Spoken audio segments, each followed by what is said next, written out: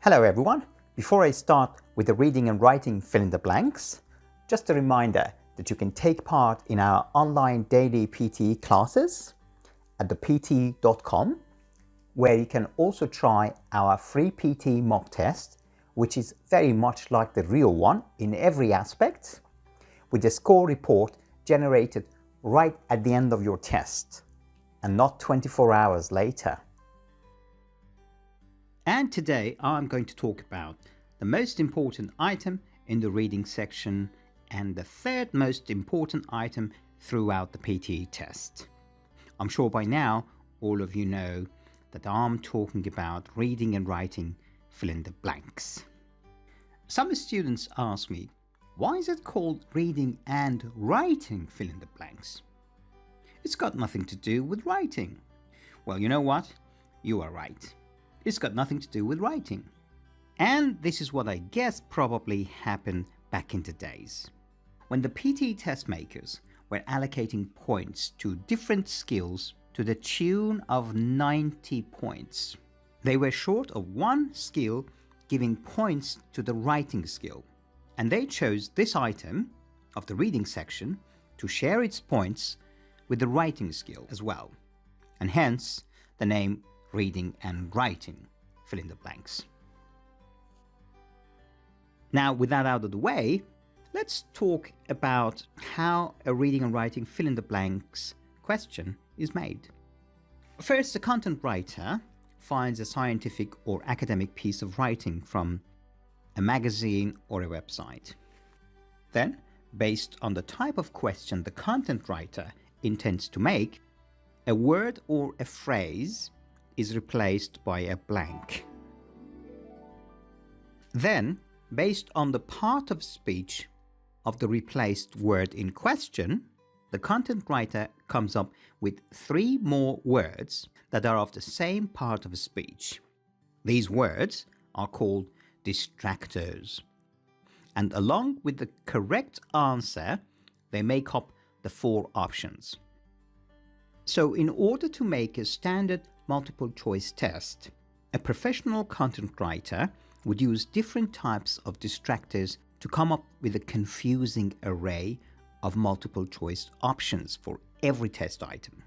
Now I'm going to categorize the reading and writing fill in the blanks questions based on the type of distractors used as options.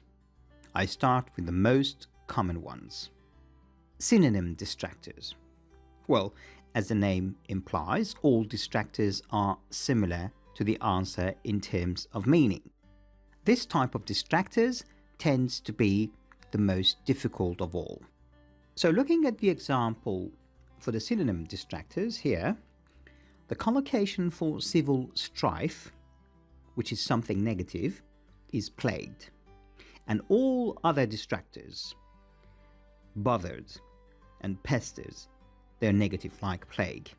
Only doubled is neutral, but only plagued collocates correctly with the notion. The next type is antonym distractors. So here, most of the distractors are the opposite of the answer. So in this example, favorless and unimpressive are both negative, while the answer needs a positive adjective, which is memorable.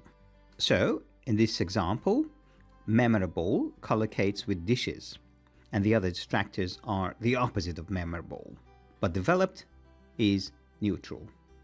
The next type of distractors are semi-homophone distractors.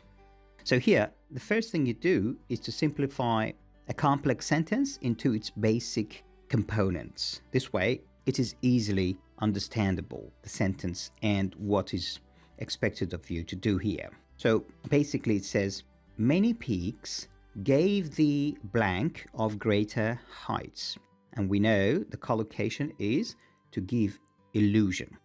Now the content writer came up with allusion, also inclusion, and anticipation, which is not on the same par with the others, but they are all sort of semi-homophone and sound the same. And finally, we have random distractors. Well, as the name implies, the distractors here are randomly chosen. So here in this example, the UN blank in peacekeeping and humanitarian missions.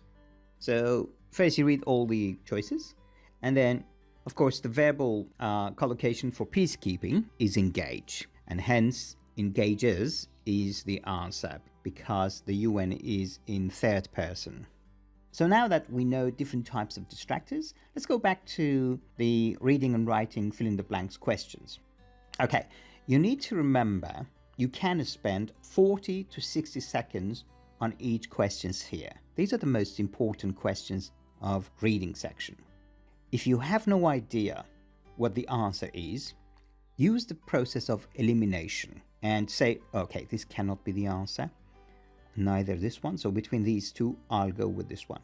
And try to come up with an answer because there is no negative marking here. Okay, now we can divide all the questions in reading and writing fill in the blanks into two types, vocabulary and grammar-based questions.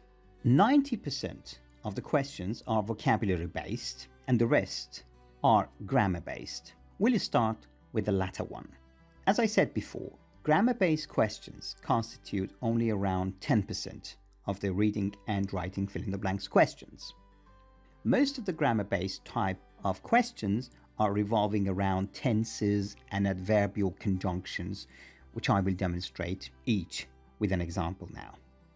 So in the first example for grammatical based type of question, the answer should be in passive form, which is to be won. So individuals or school groups can enter and there are great prizes to be won, including all the long listed books and so on.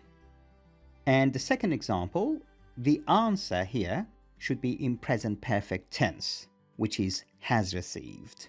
So ever since he started his business, because of since, we know that this tense is present perfect. Now, the third example here is got something to do with adverbial conjunctions. And as you can see here, the answers are however, despite, only, and while.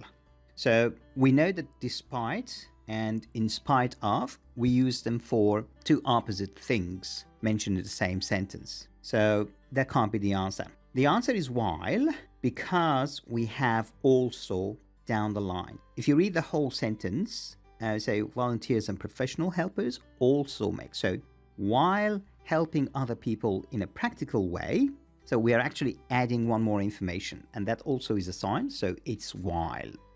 Now we'll start with vocabulary-based type of questions. And as I said before, more than 90% of vocabulary-based questions are revolving around collocations, and the rest are revolving around English phrases, expressions, and idioms.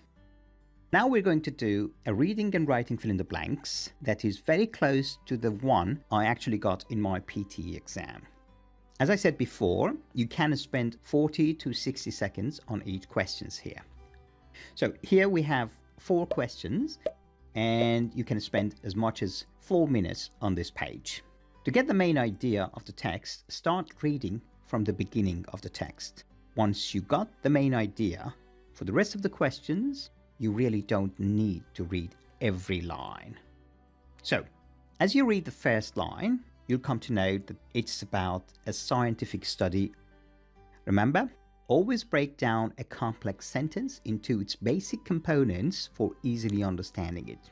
So the question in the first blank is the 2 diets blank fat. As you can see, all other distractors are sort of synonyms. And of course, the collocation is that a diet offers fat. Now, the second blank, so I just start from the beginning of the sentence where the blank is. When the blank in other studies and the distractors, and of course, participants collocate with the study.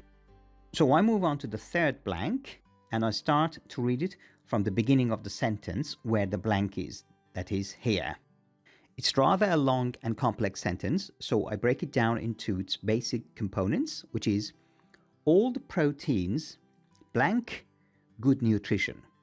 And of course, the answer, is provide. So provide collocates with nutrition. And in the last blank, supplements are blank with vitamin. There are only two verbs that come with the preposition with, and they are equip and fortified. Equip collocates with tools and mechanical things. Supplements collocates with fortified. So the answer is fortified. For example, you buy milk fortified with calcium. That's a very common collocation. And finally, after you did all the blanks in a page, once again proofread the answers to see if there are no mistakes and the answers make sense in the overall picture of the context. For more information, visit our website at thepte.com and subscribe to our YouTube channel. Thank you.